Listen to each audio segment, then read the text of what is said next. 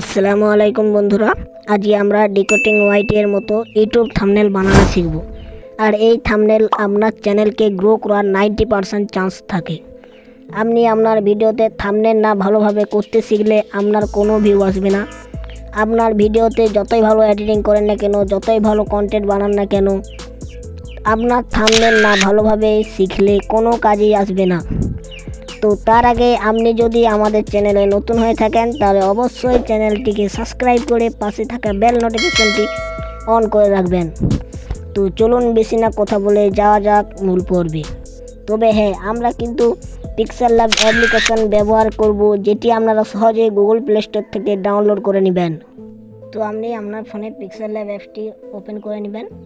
তারপর নিউ টেক্সটটা ডিলিট করে 3 ডটে ক্লিক করে ইমেজ সাইজ এখানে ক্লিক করে ইউটিউব থাম্বনেল এখানে ওকে করে দিবেন।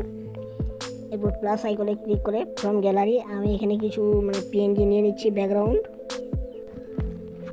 তো আমি এখানে এই পিএনজিটা নিয়ে নিলাম। তারপর এই সাইজটা আমি বাড়িয়ে নিচ্ছি।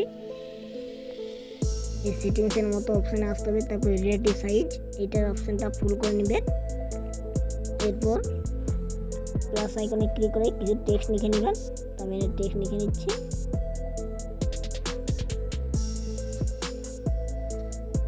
আমি লিখে নিচ্ছি থাম্বনেল, THU থাম্বনেল। তারপর ওকেতে ক্লিক করে এর আপনারা ফন্টটা চেঞ্জ করে নেবেন। এই অপশানে আসার পর এবি, তারপর ফন্ট অপশানে আসার পর মাই ফন্ট, এখানে এই ফন্টটা দিয়ে দিবেন এবং এইটাকে আপনারা অ্যাডজাস্টভাবে বসিয়ে নেবেন। আমি এখানে বসিয়ে নিলাম। এরপর এই স্ট্রোকটা আপনারা একটু বাড়িয়ে নেবেন। এই স্ট্রোকটা একটু এনেবেল করে দেবেন। তো আমি এখানে স্ট্রোকটা এনেবেল করে নিলাম।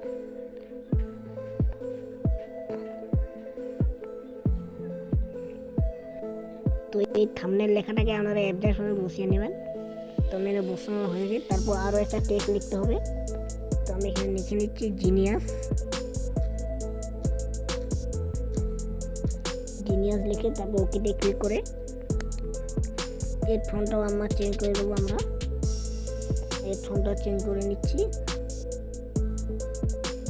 তারপর এখানে অ্যাডজাস্টভাবে বসিয়ে এর কালারটাকে চেঞ্জ করে নিচ্ছি।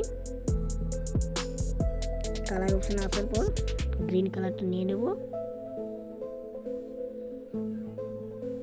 তো এরপর কী করতে হবে আমাদেরকে, আমি যে এগুলো নিয়েছিলাম, যে পিএনজিগুলো যে ব্যাকগ্রাউন্ডগুলো, সেই ব্যাকগ্রাউন্ডগুলো আমি এখানে নিয়ে নিচ্ছি। তো এখানে ক্লিক করে এই ব্যাকগ্রাউন্ডগুলো আমি এখানে বসিয়ে নেব। বসিয়ে নিলাম। তারপর 3D রোটেটে ঘুরিয়ে নিচ্ছি। এরপর কী করতে হবে, এরপর আমাদের প্লাস আইকনে ক্লিক করে একটা শেপ নিতে হবে। তো আমি এখানে একটা শেপ নিয়ে নিচ্ছি। এই শেপটার অপোজিটটা আপনারা একদম লো করে নেবেন এবং এর রঙটা আপনারা সাদা সিলেক্ট করবেন। সাদা সিলেক্ট করার পর স্ট্রোকটা আপনারা 4 করে দেবেন। 4 করে দেওয়ার পর এই যে নিচে দেখুন, এখানে কালারটা আপনারা সাদা করে দিবেন। এরপর কী করতে হবে আপনাদিকে, এই যে আমরা ইউটিউব থাম্বনেল নিয়েছি, এটাকে অ্যাডজাস্টভাবে বসিয়ে নেব। বসানোর জন্য কী করতে হবে, এই থাম্বনেলটাতে ক্লিক করে এই রোটেটটা দেখতে হবে আমাদেরকে কত আছে। রোটেট অপশান আসার পর দেখলাম -16 আছে। তো এই শেপটাকেও আমাদের কী করতে হবে, -16তে নিয়ে যেতে হবে।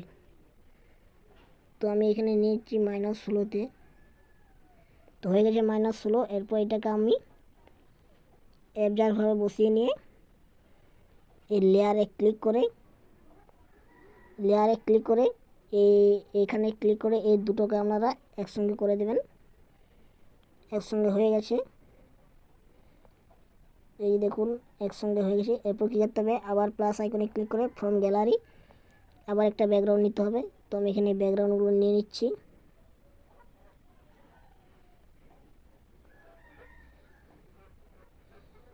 তো আমি এই ব্যাকগ্রাউন্ডটা নিয়ে নিলাম। তারপর আমাকে আরও একটা নিতে হবে। এখানে আমাকে আরও একটা শেপ নিতে হবে। শেপটার অপোজিটটা 0 করে এর কালারটা সাদা করে স্ট্রোকটা 4 করে দেবেন এবং এর নিচের যে কালার, এই কালার অপশানটা আপনারা সাদা করে দিবেন। এরপর এইটার মাপে তোমরা নিয়ে নেবেন।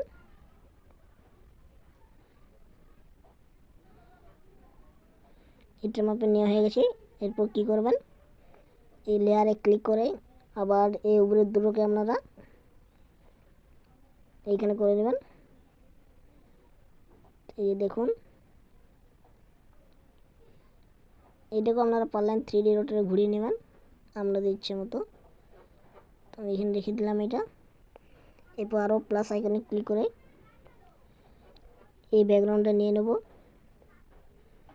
এই ব্যাকগ্রাউন্ডটা নিয়ে নেওয়ার পর আমি এখানে আবার সেম প্রসেসে একটা শেপ নিয়ে নেব।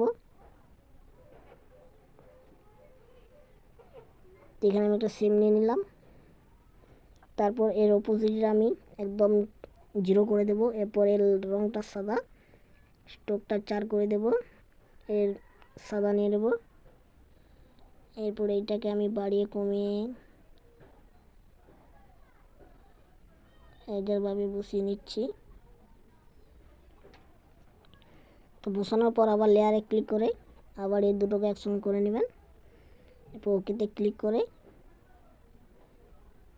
এইটাকে তোমরা এইখানে বসিয়ে নেবেন।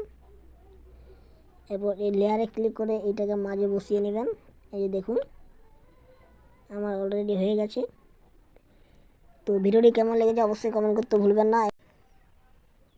তো আপনাদের সেভ করার জন্য কী করতে হবে, এই অপশানে আসতে হবে, তারপর সেভ এজ ইমেজ, এটাকে আপনারা আলট্রা করে সেভ টু গ্যালারি করে নেবেন।